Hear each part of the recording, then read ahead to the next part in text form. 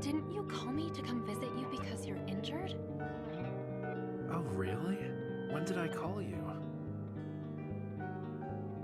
This morning. This morning, huh? So you do remember. Do you know what time it is? It's been 800 years. Jellyfishes are walking naked. Sea turtles climb trees. Sharks are eating grass for free. And finally you remembered me. Any later and I would have been discharged from the hospital already. Rafayel, a famous artist, the player first encounters him whilst playing a fish catching game. She later meets him again while on an investigation regarding one of his paintings.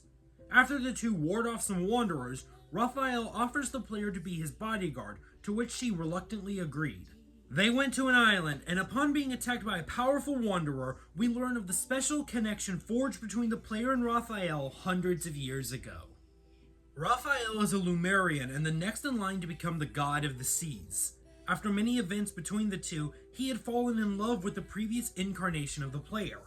On the day of the ceremony in which he'd become the sea god, he gave his heart to the player instead of the other way around, dooming Lemuria. And when he did become the god of the seas, he actually would reunite with the one he gave his heart to, his beloved bride.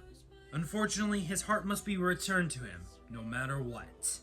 Love in Deep Space has been growing in popularity since its release early last year, and it really has taken the world by storm. Now, some people don't like this game. Most of those people being sexist men on Twitter who are dead set on calling this a gooner game, despite the fact if you looked at their search history, you'd find some pretty questionable stuff there. I'm not afraid of the Twitter users. Now, me personally, I think the game's pretty freaking cool, case in point why we're here. Even still, no one can deny just how much Love in Deep Space has taken off in a short amount of time. Combined with its lore, story, and very interesting gameplay, which we'll get into, trust me, it makes me wonder what would happen if it were to weave its way into Smash Bros. And I wasn't alone in that thought. And with 5 love interests to choose from, we can have a fun time choosing and making a moveset. But for today, we'll be seeing just what this Lemurian sea god turned artist would be like if he joined Smash's ranks. So let's ask the question, what if Rafayel joined Smash Bros? Rafayel! So some of y'all might be wondering, dude, this is a dating game, how are you going to even translate it into Smash Bros? Well, let me raise you another question. For a game that promised me the ability to date 5 men, why am I fighting for my life? That's right, for those who are blissfully unaware, Love in Deep Space has a full-fledged combat system. And you know what that means for me? That's right, Smash Bros potential. In-game, the player character, or MC as we'll call her from now on, can choose from various weapons and companions. These companions are the various love interests in the game, and there are many different versions of the companions based on various points in time. Rafayel has the most versions, having 6 total companions: Artist, Fresh Paint, Phantom of the Siren, Abyss Walker, God of the Tides, and the most recent addition, Lemurian Sea God. For this moveset, I'll be using all 6 of these companions. And yes, despite the fact that last one literally just came out not even a month ago now, it will be in his moveset, and substantially so.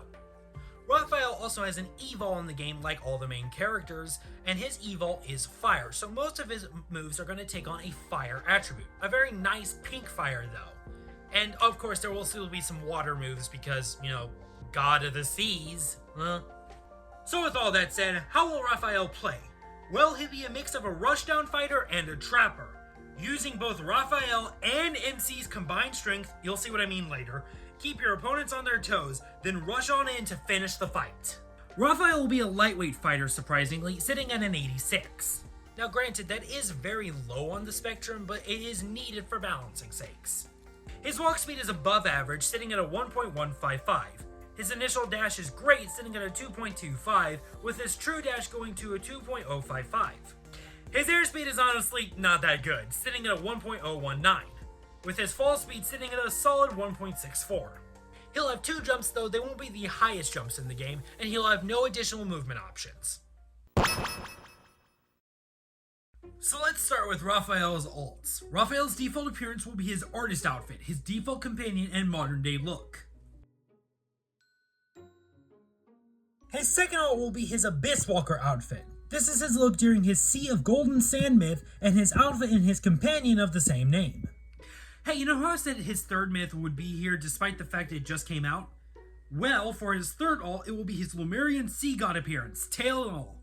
This appeared in his Tears of Remerio myth and is the companion of the same name. His fourth ult will be his asymmetrical romance outfit, which was the first outfit the player met Rafayel in. Hey, if Shulk can fight in swim trunks, I don't see the problem with Rafayel fighting in a cardigan. He'll also be wearing the Tidal Surge hairstyle, turning his hair into a mullet. His fifth ult is a recolor based on the first companion's special color, called Deep Sea Journey. This turns his shirt blue and his pants white. His sixth ult follows suit, being a recolor based on the Abyss Walker companion's special color, called Radiant Night. This makes his outfit white with bright purple, almost magenta details. His seventh ult will be a recolor based on the Lemurian Sea God companion's special color, called Ocean Covenant. This makes him a more pink and gold color overall. And his eighth ult will be a yellow and red recolor based on the Chibi Rafayel in-game. This will be combined with another Chibi Rafayel, as it gives him the fishy kitty ears and tails from the tail wag moment memory. Now for his stage entrance, Rafayel shoots down in a flash of blue light, as if the battle he's in is a Wanderer's Protofield, saying, About time I get some exercise. while summoning his dagger to fight. If he's in his Lemurian Sea God ult, he'll instead say, The Sea God's revival has been completed. As for his taunt, his up taunt has Rafayel hold his hand out and ignite a small flame from his fingertips, saying, My hands aren't just for painting. If you're in the Lemurian Sea God ult, he'll instead summon water shaped like fish in his hand, saying, The sea doesn't tolerate insults or sacrilege. His side taunt has Rafayel spin his dagger around in circles before he throws it off to his side. This is actually his blocking animation from in-game. And his down taunt has Rafayel cross his arms, saying the most sassiest insult ever directed to one of the opponents he's fighting. This is a nod to just how viciously sarcastic he is towards MC. And for his victories, Rafayel's first has him perform a flourish with his dagger, bringing it up to his chin, smiling in victory and winking towards the camera. In his Lemurian Sea God ult, he'll appear from the ground and water, summoning his Tidebreaker Trident and throwing it to his side before he winks. However, there is a chance that MC pops out of nowhere with a cat, which causes Rafayel to just flip his crap. His second has Rafayel shown deep into a painting, not paying attention to the camera whatsoever. The painting itself seems rather interesting, as it will be a painting of the ancient civilization of Lemuria. However, sometimes it can be seen as something different, depicting a sea god and his bride. And his final has Rafayel at MCC sitting on a seashell as Rafayel plays a song out of a flute, as MC sits there and admires the song. A nice, wholesome way to finish the fight off. Trust me, they deserve it after all they've gone through.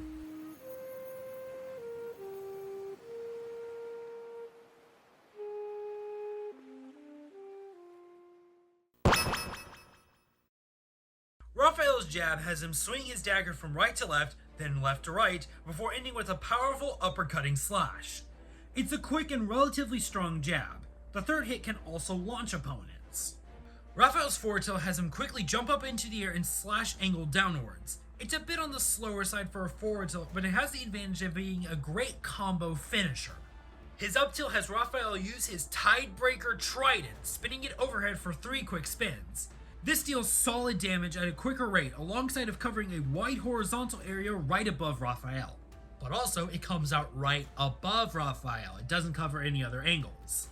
His down tilt has Rafayel get low to the ground and swing his dagger horizontally.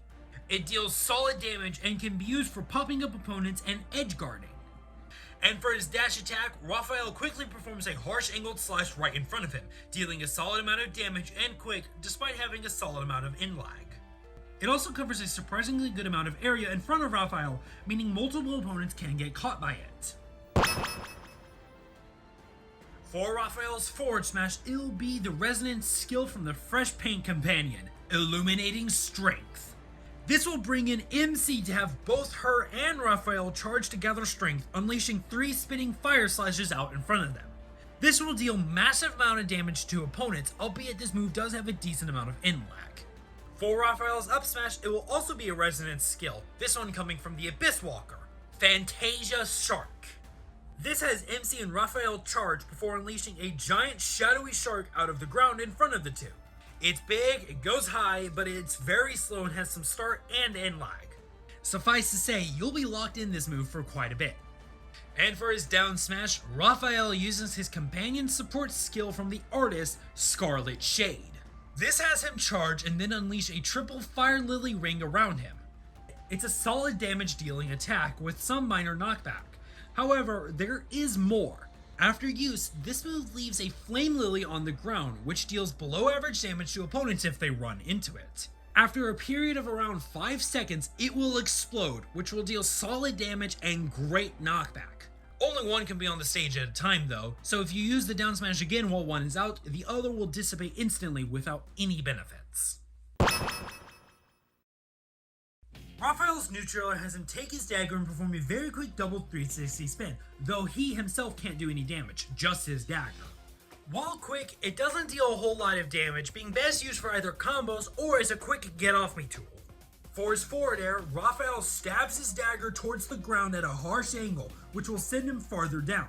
It's best used as a combo finisher and can even kill opponents at higher percents, though it has lots of inline. Rafayel's back air has him turn around and swing his dagger from high to low in a surprisingly huge slash, making it his most reliable aerial.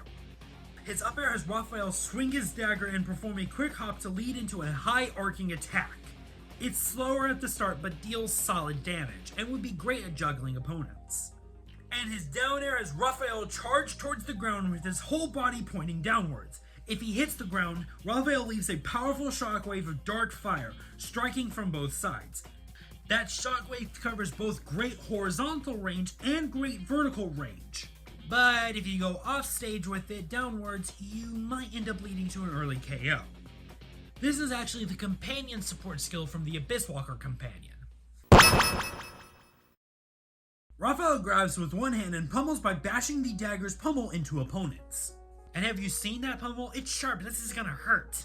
For Rafayel's forward throw, he uses his Fire Evol to blast opponents forward at fair distance. It will look something like Clive's Magic Burst for reference. Rafayel's back throw has him use his Tidal Summoning support skill, summoning a small beacon of water, then tossing the opponent behind him to be hit with a water blast from the beacon. This won't turn Rafayel around, and it will launch opponents for a fair distance. His up throw has Rafayel toss the opponent upwards before blasting them with multiple bursts of fire to launch them higher. This will deal the most amount of damage of all of his throws, but it will not kill. And his down throw has Rafayel let go of the opponent, then summon his trident to blast that opponent with lightning. This will launch the opponent far, but will also serve as his kill throw. We've arrived at Rafayel's specials. This is where the majority of Rafayel's stage control elements come in. But they won't be just any stage control. No. It's time that we get creative.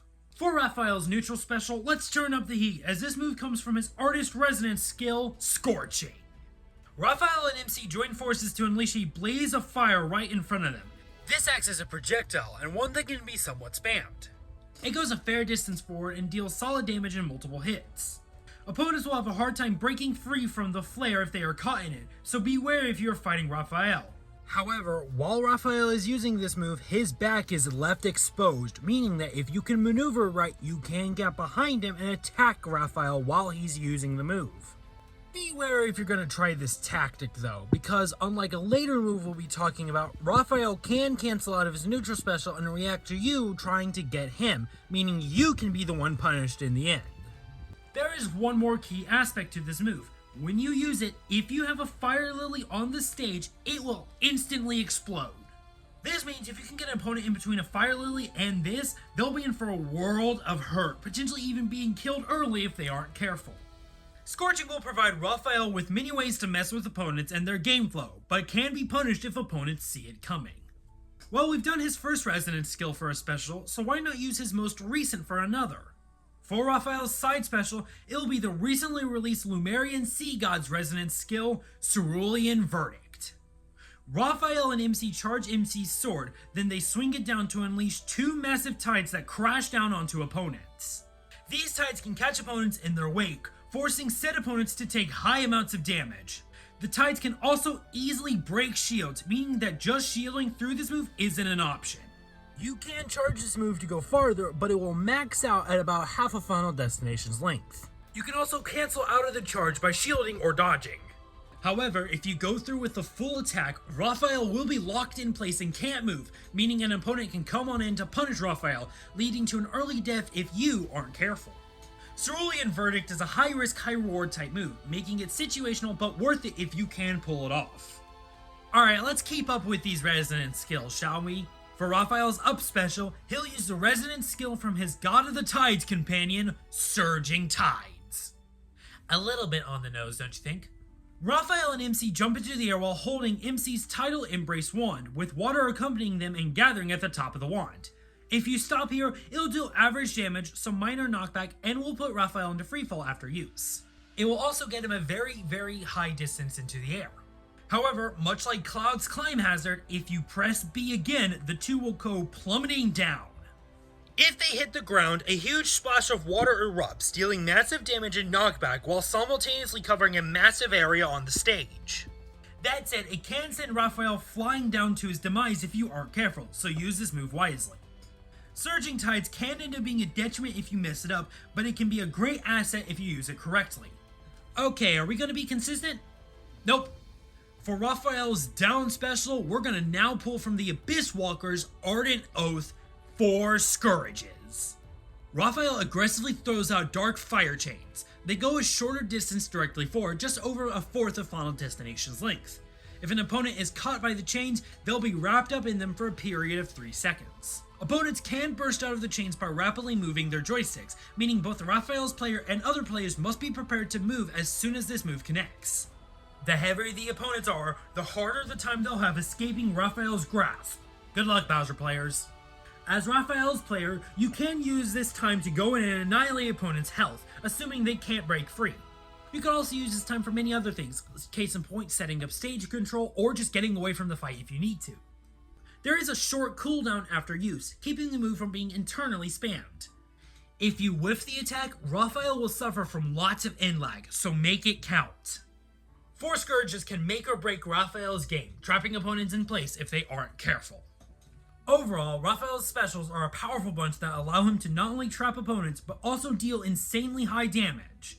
They all aid Raphael in taking on the fight, while also showing how powerful the God of the Seas can be. So now let's go ahead and finish this off with the final smash. Now I did briefly mention it in his down special, but in Love and Deep Space, there's a skill called an Ardent Oath, and they are essentially the final smashes of the game. So why not use one for his final smash? And funnily enough, Raphael's is the first one you learn in game. So for his final smash, Raphael and MC will use Searing Motif. After unleashing the power of the Smash Ball, Raphael and MC split off in a rushing dash. Any opponent caught by either of them will be brought into the cinematic final smash. Then, Raphael and MC spin their daggers before unleashing a rapid set of dashes and slashes. Then, to end it off, the two charge their daggers and unleash a giant cross slash. Afterwards, they return to the stage and MC vanishes once again. This move will deal massive amounts of damage to opponents, launching them a far distance. Opponents that are at too high percentages will be automatically KO'd, launching them off the screen. Searing Motif is a powerful showcase of the bond between Raphael and MC, artist and hunter, sea god and his bride. And that does it for What If Raphael Joined Smash Bros. This one was a fun one. I had a great time working on this moveset. Not the easiest. I actually had some difficulties, and it was not majoritarily different before they released the Lemurian Sea God. It was different in some regards. Most of what changed was the ult, any voice lines that were added, and a couple moves here and there. But I think it overall made the moveset a lot better. It wasn't bad before, but I think it helped improve the moveset. So thank you. But this one was a fun one because it was a viewer request. What? You may be saying? Yes, this one was requested by this person right here. This lovely person right here. You might be saying, this seems a little staged, a little familiar. Well, yes it was. This is my bestie, Bennett. You might remember her from this. That's my wife. I know. My wife. I know. My wife. I know. Yeah, so, yeah, this one, she requested this one. So, you know, I did it. I don't know where I was going with that train of thought. I don't know, we started talking about this as a potentiality, I don't even know how long ago now, a few months ago, and then started working on it, and I had a great time doing it. To the point I am playing the game now. I'm not super far into it, but I finally have a mobile game to actually just play whenever, which I really miss. The last mobile game I played was The Alchemist Code, which you have seen a couple times on the channel. I'll show some pictures here probably, and that game's gone now, and I have plans for talking about it. Hint, hint, wink, wink. You probably already can tell what it is. But it's very nice to be able to sink my teeth into a mobile game without getting addicted to it. So it's very fun. I like the story so far. The combat's really fun. Yeah, you can date the boys. I think that's the fun of it. I don't know. I like it. I think it's cool. And talking about its potentiality in Smash Bros. Is kind of weird because by technicality it could, but like, would they ever add a mobile game to Smash? That's honestly the biggest hurdle on my mind, because I feel like they could add a romance game depending on the type of romance game, and Love and Deep Space having a full combat system feels like it could be the one, but like, it's a mobile game too, and a gacha mobile game nevertheless. So it's like, are they gonna do that? Because gacha systems are not fun. They're not fun. They're really addicting and can cause a lot of money to be spent. But anyways, that's a different hurdle of itself. I think it could. It probably won't. We probably will never see Love and Deep Space join Smash Bros. But if it did, I think that'd be kind of cool. It'd be a fun way to reference or to both like cover like two genres, mobile games and romance games, all in one go. And two would be really freaking funny. Like, I know Twitter bros are gonna get angry over it, and that's gonna be amazing to see. I don't know. I'm not gonna like hold my horses for it because I don't even know if Smash 6 is happening. I don't know what's up with the Switch 2. I don't have it, nor am I going to. Hopefully they port it to the original Switch, but like, I think it'd be cool to see. And I really enjoyed making the Love and Deep Space move set, and I can't wait to do it again. That's right, Rafayel wasn't the only one we discussed. He was the main one, he was the first one, and initially kind of the only one, but I very quickly added the other 4. So they're all happening. I know at least one more is happening this year, probably 2.